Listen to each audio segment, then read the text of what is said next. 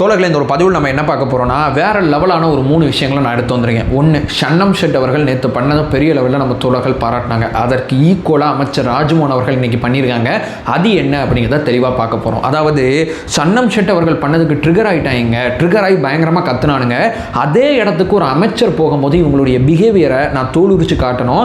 அதே நேரம் கொத்தூசை வேறு லெவலாக மெச்சூரிட்டியாக அண்ணன் ராஜ்மோகன் அவர்கள் ஹேண்டில் பண்ணாங்கல்ல, வேறு லெவல் சம்பவம். இது என்னங்கிறத பார்த்துடலாம். ரெண்டாவது, சாதிச்சிட்டாங்க கரப்பாம்பூச்சி கட்சி. அந்த போராட்டம் ஃபேர் நீட்டை நோக்கி தான், நம்ம பேன் நீட்டில் இருக்கோம், இருந்தாலும் சாதிச்சிட்டானுங்க. அதுக்கு நம்ம அந்த ஜென்சி கூட்டத்துக்கு ஒரு பெரிய வாழ்த்துக்களை நம்ம இந்த வீடியோவில் சொல்ல வேண்டிய தேவை இருக்குது. ஏன்னா இது வேற லெவலான ஒரு சம்பவம். இதை பற்றி நான் தெளிவாக பேசுகிறேன். இது ரெண்டாவது. மூணாவது, முதலமைச்சர் விஜய் அவர்கள் கர்நாடகா போகிறாங்க அப்படிங்கிற செய்தி வந்துகிட்டு இருக்கு. சில பேர் போகக்கூடாதுன்னு சொல்கிறாங்க, சில பேர் போகணும்னு சொல்கிறாங்க. என்னதான் ப்ரோ நடந்துகிட்டு இருக்கு இதை பற்றி அப்படிங்கிற ஒரு தெளிவு நிறைய பேர் கேட்டீங்கன்ட்டு. ஸோ அதை பற்றி நான் ஏகப்பட்ட தகவல்கள் எடுத்து வந்திருக்கேன். அது என்ன அப்படிங்கிறத பார்த்தரலாம். 3 விதமான செய்திகள், 3 விதமான புரிதல்கள், ஒன்றா தெளிவாக நம்ம பார்க்கலாம். உற்சாக வணக்கங்கள். வாங்க பதிவுக்குள்ளே போகலாம். இப்போ முதல் விஷயம் தோழர்களே, நான் ஷன்னம் ஷெட் அவர்களையும் அதே நேரம் ராஜ்மோகன் 2 பேருமே ஒரு தரமான சம்பவம் பண்ணியிருக்காங்க. அதனால ரெண்டையுமே கம்பேர் பண்ணி சொல்கிறேன். ஷன்னம் ஷெட் அவர்கள் என்ன பண்ணாங்க, அந்த கூட்டத்தில் போயிட்டு ஒரு விஷயம் ரொம்ப கிளவராக பண்ணாங்க. என்ன தெரியுமா? இதில் யார் யார் காக்ரோச் பார்ட்டி, யார் யார் மாணவர்கள், யார் யார் நியூட்ரலாக இருக்கிறவங்க அப்படிங்கிறத பிரித்து காமிச்சாங்க. ஏன்னா அஜெண்டாக்காண்டி இங்கே ஒரு 10 பேர் உட்காந்துருக்காங்க. மற்றபடி இங்கே இருக்கிற அத்தனை பேருமே உணர்வாளர்கள் அப்படிங்கிற விஷயத்த ரொம்ப தெளிவாக அவங்க ரிஜிஸ்டர் பண்ணாங்க. அதில் தான் அந்த கொத்தூஸ் காண்டாயிட்டாங்க. நாங்கள் அத்தனை பேருமே பயங்கரமாக ஜனநாயகம் டவுன் பேசிக்கிட்டு இருக்கோம், சிஎம் வாயத்துறங்கன்னு பேசிக்கிட்டு இருக்கோம், இது மொத்த கூட்டத்தின் குரல் அப்படிங்கிற ஒரு பிம்பத்தை கிரியேட் பண்ணும்போது அங்கே போய் அத்தனையை உடைக்கும் போது அவங்க மைக்கை பிடுங்குறாங்க, அவங்கள ஓரம் கட்டுறாங்க, அவங்கள நோக்கி மிடில் ஃபிங்கரை காமிக்கிறானுங்க. மிடில் ஃபிங்கர் இதை என்னால் ஏற்கவே முடியாது. இந்த விஷயத்தை செய்கிறானுங்க. இது அத்தனையும் செய்யும் போது வெளியே ப்ரெஸ் மீட் கொடுத்து நான் ஜோக்கராங்க. ஒரே ஒரு நாள் போய் ஒரு படம் பார்த்துட்டு வந்தேன். ஒரு படம் பார்த்துட்டு இந்த போராட்டத்தில் பங்கேற்தான் நான் ஜோக்கரா? அப்போ படம் எடுக்கிற வெற்றிமாறன் யார், ரஞ்சித் அவர்கள் யார், இவங்களாம் யார்? ரஞ்சித் அவர்கள் அடுத்த நாள் ஷூட்டிங் போயிட்டாருங்க. இதான் உண்மை. நான் தப்பாக சொல்லலை, அது அவரோட வேலை, அவர் அதை செஞ்சுக்கிட்டு இருக்காரு. அதே நேரம் படம் பார்க்குற அத்தனை பேரும் முட்டா பைய, போராட்டத்தில் உட்காரவன் தான் அறிவாளினா எனக்கு இந்த கம்பாரிசனே புரியல. இந்த போலி போராட்டத்தை ரொம்ப தெளிவாக உடச்சு விட்டாங்க ஷன்னம் ஷெட் அவர்கள். அடுத்து இன்னைக்கு காலையில் ஒரு பாய் ஒருத்தர் இந்த ஜென்சி டிஎம்கே உள்ளே வரும்போது தயவு செய்து உங்கள் கட்சிக்கு நீங்கள் ஸ்கோர் பண்ணுற வேலையை தயவு செய்து பார்க்காதீங்கன்னு சொல்லி ஒரு பாய் ஒருத்தர் சூப்பராக பேசியிருப்பார். அதை நீங்கள் பார்த்துட்டு வாங்களேன். கட்சியோட ஸ்கோரை இதில் பண்ணலான்ற முயற்சி பண்ணாதீங்க. அது ரொம்ப தப்பான ஒரு விஷயம். சரியா? நான் டைரக்டாக சொல்கிறேன். இந்த ஜென்சி டிஎம்கேன்னு போட்டு வந்திருக்கீங்க டிஷர்ட். ஜென்சி டிஎம்கேன்னு சொல்கிறேன். ஓகே, ஆல்ரெடியே இதுக்கு ஒரு முத்திரை குத்திக்கிட்டு இருக்காங்க. ஓகே, நீங்க எல்லாமே உங்களுக்கு எல்லாமே தெரிஞ்சு இது மாதிரி இப்ப போராட்டம். இந்த விஷயத்த நீங்க பார்த்துருப்பீங்க. இந்த பாய் இவர் சொல்லும் போது அவங்களால ஏற்றுக்க முடியல போல வெளியே போயிட்டாங்க. இதுதான் உண்மையான விஷயம். ஏன்னா உள்ள குத்துதில்லை, இன்னும் நம்மளை போட்டு இந்த செய்கிறாங்க அப்படின்னு உள்ள குத்தும் போது அவங்களால அதை அக்செப்ட் பண்ணிக்க முடியல. இப்படி போயிட்டு இருக்குங்க. 2 ஃபெயிலியர். ஒரு பக்கம் ஷன்னம் ஷெட் அடிச்சது, ஒரு பக்கம் அந்த பாய் அடிச்சது, ரெண்டையும் ஏற்றுக்க முடியாத போது கொத்தூஸ் கதறிக்கிட்டு இருக்கும் போது அந்த இடத்துக்கு போனாங்க அமைச்சர் ராஜ்மோகன் அவர்கள். இதுக்கு ஒரு தனி தைரியம் வேணுங்க. அந்த கூட்டமே ஒரு அஜெண்டா கண்டி உட்கார்ந்துருக்கு. நம்ம ஒரு அமைச்சராக இருக்கோம், நம்ம அங்கே போனால் ஏதோ ஒரு செய்தியை கிரியேட் பண்ணி விடுவானுங்க, நம்ம ஏன் நமக்கு இந்த தேவையில்லாத வேலை அப்படின்லாம் அவர் எதுவும் யோசிக்கல. மாணவர்கள் மீது நடத்தப்பட்ட தாக்குதலை எதிர்த்து நம்ம தமிழ்நாட்டில் நம்ம தோழர்கள் உட்காந்து போராட்டம் பண்ணிக்கிட்டு இருக்காங்க. ஒரு 10 பேர் சலசலப்பு பண்ணிக்கிட்டு இருக்கான். இருந்தாலும் இந்த போராட்டத்தில் ஒரு உண்மைத்தன்மை இருக்குன்னு போய் அந்த போராட்டத்தில் போய் உட்கார்ந்தாரு பார்த்தீங்களா? அங்கே போய் நின்று அங்கே நம்ம அண்ணன் லைலாமணி அண்ணன், நம்ம அமைச்சர் ராஜ்மோகன் அவர்கள் 2 பேர் போய் நின்று அந்த தைரியத்தையும் நான் முதல்ல வரவேற்கிறேங்க. உண்மைக்குமே அதெல்லாம் நான் கற்றுக்க வேண்டிய ஒரு பெரிய குவாலிட்டி அப்படிங்கிறத நான் இங்கே பதிவு செய்கிறேன். அங்கே போய் நிற்கும் போது ஒரு வீடியோ ஒன்று போடுறேன், அதை நீங்க பார்த்துட்டு வாங்களேன். கல்வியை மாநில பட்டியலுக்கு கொண்டு வருவதற்காக போராடுற அனிதாவின் அண்ணன்கள் அத்தனை பேருக்கும் ஆதரவாக கட்சி வேறுபாடு இன்றி நாங்கள் நிற்கிறோம். அரசியல் 1000 முரண்பாடு இருக்காது, நாங்கள் வெள்ளம் பார்த்துக்கிறோம்.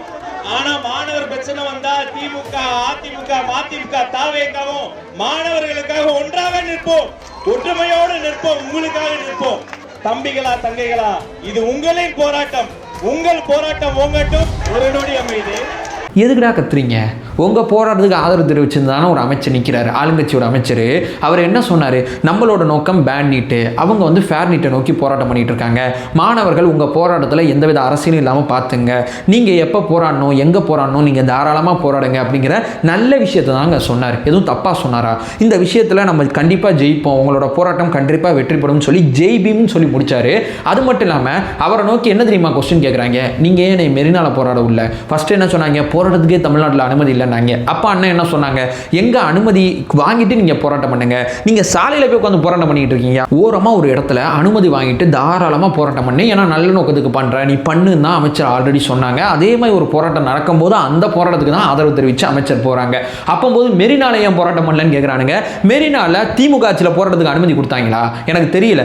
ஏன்னா மெரினா வந்து பாதுகாப்பற்ற இடங்க, அங்கெல்லாம் போராடக்கூடாதுங்க. நம்ம ஜல்லிக்கட்டில் ஒரு உணர்ச்சி ரீதியாக ஒன்று சேர்ந்துட்டோம், மறுபடியும் அந்த இடத்துக்கு ஒன்று சேருங்கிறப்போ திமுக ஆட்சியில் ஏகப்பட்ட போராட்டங்கள் அங்கே கூடிடுவாங்க செஞ்சுருவாங்க அப்படிங்கிற பயத்தில் அந்த போராட்டங்கள் அங்கே நடைபெறும் போதெல்லாம், அந்த நடைபெற சூழல் உருவாகும் போதெல்லாம் இல்லைங்க உள்ளே வரக்கூடாது, கருப்பு சட்டை போட்டு வரக்கூடாது அப்படிங்கிற கண்டிஷன்லாம் திமுக ஆட்சியிலேருந்து ஃபாலோ பண்ணிட்டு இருக்கோம். ஏன்னா அப்பம்போதே நல்ல வேலை யாருக்கு இது ஆகலை, அது பாதுகாப்பற்ற இடம், பாதுகாப்பான இடத்துல போய் போராட்டம் பண்ணு, மக்கள் அந்த பக்கம் போகிறாங்க, அவங்க வேலையை பார்க்க போகிறாங்க, நீ உன் வேலையை பார்க்க போகிற, பிரித்து போராடுறவங்க ஒரு பக்கம், வேலையை பார்க்குறவங்க ஒரு பக்கம், யாருக்கு இடையூறு இல்லாமல் மாணவர்கள் மீது நடத்தப்பட்ட தாக்குதலை கண்டித்து போராடு, அந்த போராட்டத்துக்கு நான் ஆதரவு தரேங்கிறாங்க. முன்னாடி கத்துறானுங்க, கூச்சல் போடுறானுங்க.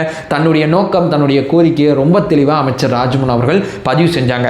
அமைச்சர் ராஜ்மோகன் அவர்களாக இருக்கட்டும், அந்த பாயா இருக்கட்டும், அதுக்கு முன்னாடி சன்னம் சட்டா இருக்கட்டும், இந்த 3 பேர் அந்த இடத்துல போய் அந்த சம்பவம் பண்ணாங்கல்ல, இது வந்து சாதாரண விஷயம் கிடையாதுங்க. இங்கே உட்காந்து நான் என்ன வேணால் பேசலாம், ஆனால் அந்த லொக்கேஷனில் போயிட்டு அந்த விஷயத்தை செய்கிறது உண்மைக்குமே சாதாரண விஷயம் கிடையாது. 3 பேருக்குமே இந்த வீடியோவில் நான் தலைவணங்கிக்கிறேன். இது நம்பர் 1. இப்போ நம்பர் 2, இப்போது இந்த போராட்டம் இருக்குல்ல, இந்த தமிழ்நாட்டில் ஒரு போராட்டம் பண்ணாங்கல்ல பேன் நீட் அப்படின்னு சொல்லி, இப்போ அந்த போராட்டத்தை முடிச்சு விட்டாங்க, முடிஞ்சு போச்சுங்கிறாங்க. ஏன்னு கேட்டால் அவ்வளோதாங்க, டெல்லியில் முடிச்சிட்டாங்க, நாங்கள் முடிச்சிட்டோங்கிறாங்க. டெல்லியில் எதுக்கு போராட்டம் பண்ணாங்க, ஃபேர் நீட் அப்படிங்கிற விஷயத்தை நோக்கி போராட்டம் பண்ணாங்க. 3 கோரிக்கை வச்சாங்க. அந்த கோரிக்கையில் மாணவர்கள் தாக்கப்பட்டதை கண்டித்து தான் நீ போராட்டம் பண்ண, நீ பேன் நீட் அப்படிங்கிற விஷயத்த சொன்ன. பேன் நீட் வாங்கிட்டியா, வாங்கலை, வாங்காமல் என் போராட்டத்தை முடிக்கிற, அப்போ உன்னோட போராட்டம் அஜெண்டாக்கான. அப்ப டெல்லியில 3 விஷயத்தை கோரிக்கையா முன் வச்சு போராட்டம் பண்ணாங்க. அமைச்சர் ராஜினாமா பண்ணணும், நாங்க ராஜினாமா பண்ணிட்டாப்ல. 2வது எங்க மேல எந்த வழக்கும் இருக்கக்கூடாதுன்னு சொன்னாங்க, வழக்குகள் எதுவும் போட மாட்டோம் அப்படிங்கிற உத்தரவாதத்தை கொடுத்துட்டாங்க. இந்த நீட்டு வினாத்தாள் கசிவு காரணமா சில குடும்பங்கள்ல தற்கொலைகள் நடந்திருக்கு. அப்ப அந்த நபர்களுக்கு, அந்த பாதிக்கப்பட்ட அந்த குடும்பத்துக்கு ஏதாவது இழப்பீடு கொடுங்கிறப்போ இந்த விஷயத்தை நாங்க 4 வாரத்துக்கு அப்புறம் நாங்க உங்கள்கிட்ட பேசுறோம் அப்படிங்கிற ஒரு விஷயத்த சொல்லியிருக்காங்க. எங்க 3 கோரிக்கையுமே இந்த அரசு கிட்டத்தட்ட 90% ஏத்துக்குச்சு. எங்களை 1 மாசம் கழிச்சு மறுபடியும் பேச்சுவார்த்தைக்கு வர சொல்லியிருக்கு அப்படின்னு சொல்லி அவங்க எதுக்கு போராட்டத்துக்கு உட்கார்ந்தாங்களோ அந்த 3 கோரிக்கை சாய்ச்சி தான் எந்திரிச்சிருக்கானுங்க கரப்பாம்பூச்சி கட்சி. நீங்கள் அஜெண்டாக்கு உட்கார்ந்தது, அஜெண்டால எதுவும் சாதிக்க முடியல, வர அத்தனை இடத்துலையும் ஜனநாயகன் டவுன் டவுன், விஜயண்ணா வாயத்துறை, இதுதான் இவங்க அஜெண்டா. இதை தாண்டி பேன் நீட் அப்படிங்கிற அந்த சுச்சுவேஷனை தமிழ்நாட்டில் நீங்கள் ஒழுங்காக பண்ணியிருந்தீங்கன்னா விச்சுவல் வாரியர்ஸ் நாங்கள் வந்து உட்காந்துருப்போம், எங்களமா ஏகப்பட்ட இளைஞர்கள் வந்திருப்பாங்க, எல்லாரும் வந்து சேர்ந்து நம்ம அத்தனை பேரும் கட்சி பேதம் இல்லாமல், இதைத்தான் அமைச்சர் ராஜ்மோகன் அவர்கள் பதிவு செஞ்சாங்க. கட்சி பேதம் இல்லாமல் நம்ம அத்தனை பேரும் ஒன்று சேர்ந்திருந்தோம்னா நம்ம தமிழ்நாட்டிலேருந்து பேன் நீட் அப்படிங்கிற குரல் தேசிய லெவலில் பேன் நீட்டை நோக்கி நகர்ந்திருக்குமா, நகர்ந்திருக்காதா? டெல்லியில் நடக்கிற போராட்டத்துக்கு தமிழ்நாட்டோட வடிவத்தை, தமிழ்நாட்டில் பண்ற விஷயத்தை வச்சு மொத்த வடிவத்தை மாற்றிருக்கலாமா, மாற்றிருக்க முடியாதா? உங்களுக்கு என்னைக்கா நீட்டை பற்றி அறிவு இருக்கு? என்னைக்கு நீட்டை விலக்க நோக்கி நீங்க நகர்ந்திருக்கீங்க? எப்ப பாரு நீட்டை ஒரு அரசியல் பிரச்சார யுக்தியாக தானே பயன்படுத்திக்கிட்டு இருந்தீங்க. வேற எதை நோக்கி நீங்க நீட்டை பேசுனீங்க? உங்களுக்கு அதை பற்றி என்ன புரிதல் இருக்கு? கண்டிப்பா கிடையாது. அது வேதனையும் வலியும் தெரிஞ்ச எங்களுக்கு தான் நீங்க இப்படி வீணாக்குறீங்களே அப்படிங்கிற வருத்தம் இருக்கு. இப்போ நாங்க ஆளுங்கட்சியா இருக்கும்போது நாங்க அங்க உள்ள வந்தா எங்க போராட்டத்தை குலைக்கிறாங்க, பண்றாங்க, போறாங்க. நீங்க உள்ள வரலனா ஏன்டா உள்ள வரலன்னு கேக்குறீங்க. அப்ப என்னதான் பண்றது? ஏன் இப்படி தமிழ்நாட்டை சீரழிக்கிறீங்க? உலக லெவல்ல, தேசிய லெவல்ல தமிழ்நாட்டோட மானத்தையும் இப்படி வாங்குறீங்க? என்ன சொல்றதுன்னே நமக்கு இது தெரியல. இதே மாதிரி இந்த போராட்டத்தில் ரஞ்சித் அவர்கள் ஒரு கொஸ்டின் எழுப்பினார்ல, அதற்கு அமைச்சர் ராஜ்மோகன் அவர்கள் கொடுத்த விளக்கத்தை பாருங்களேன். அமைச்சரவையில 8 தலித் அமைச்சர்கள் இருக்காங்க. அவங்க வந்து தலித்துக்காக என்ன குரல் கொடுத்தாங்க அப்படின்னு சொல்லி என்னையும் அது பதிலுக்கு பதில் சொன்னா நல்லா இருக்காது. அது வந்து அப்புறம் நம்மளுக்குள்ள சண்டை போட்டுக்கிட்டு இருந்தா அது நோக்கம் சதஞ்சு போயிடும். அந்த கூட்டத்தினுடைய நோக்கமே நீட்டுக்கு எதிரான கூட்டம் தான். அதனால ஒரு நாள் ரஞ்சித் அவர்களின் நம்பிக்கையும் வெல்லும்படி வேலை செய்து காட்டுவதா இதுக்கு பதில். நன்றி. இதையும் மெச்சூராக ஹேண்டில் பண்ணுறாங்க, அது மெச்சூரிட்டி. இது எப்படின்னா, நான் செயல் மூலமாக ரஞ்சித் அவர்களுக்கு சரியான பதிலை கொடுப்பேன், என்னுடைய செயல் பேசும் அப்படின்னு சொல்லி பேசிட்டு போயிட்டே இருக்காரு. அவர் பேசுனதுக்கு 40 செகண்ட் கூட கிடையாது பதில் சொல்லிட்டு போயிட்டு இருக்காரு அமைச்சர் ராஜ்மோகன் அவர்கள். நான் கற்றுக்கிறேங்க, இந்த பக்குவத்தை நோக்கி நான் நகரணும், எனக்கு புரியுது, நான் கற்றுக்கிறேன். இருந்தாலும் எப்படி இப்படிலாம் பக்குவமாக இருக்கீங்க, இதுதான் நமக்கு புரியல. நமக்கு இந்த குத்தூஸ் பண்ணுறதுலாம் பார்த்தா செம இரிட்டேட் ஆகுது, செம கோவமாகுது அப்படிங்கிறது தான் யதார்த்தமான உண்மை. இதை 2வதா தள்ளி வச்சிருங்க. இப்போ 3வது கடைசியான ஒரு விஷயம், இப்போ விஜயண்ணா கர்நாடகா போறாங்களா? ஏன் ஆமா, 2 ஸ்டேட்டும் உட்காந்து பேசினா ப்ராப்ளம் சால்வ் ஆயிருமே அப்படின்னு தான் நான் முதல்ல நினைச்சேன்.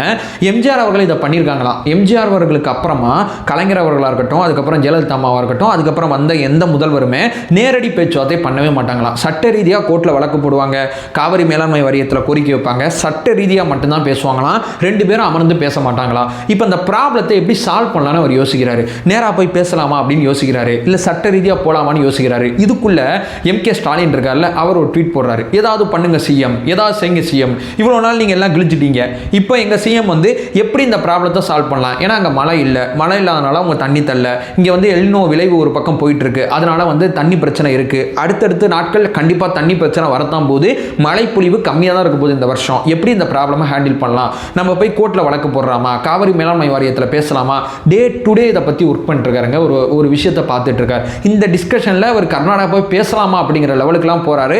அதைத்தான் அமைச்சர் வினோத் அவர்கள் வந்து செய்தியாளர்கிட்ட பதிவு செஞ்சாங்க. அதுக்குள்ளே கர்நாடகா போறாரு அப்படிங்கிற செய்தியை கிரியேட் பண்ணி விட்டாங்க. அவர் கர்நாடகா போயாவது இந்த ப்ராப்ளத்தை சால்வ் பண்ணலாமா அப்படிங்கிற டிஸ்கஷனில் இருக்கும்போது இன்னைக்கு அமைச்சர் ராஜ்மோகன் அவர்கள் ஒரு விளக்கம் கொடுத்துட்டாங்க. இல்லைங்க அப்படிலாம் எதுவும் கிடையாதுங்க, அண்ணன் போக மாட்டாரு, சட்ட ரீதியாக மட்டும்தான் அந்த பிரச்சனை அணுகுவோம் அப்படிங்கிற விஷயத்த சொல்லியிருக்காங்க.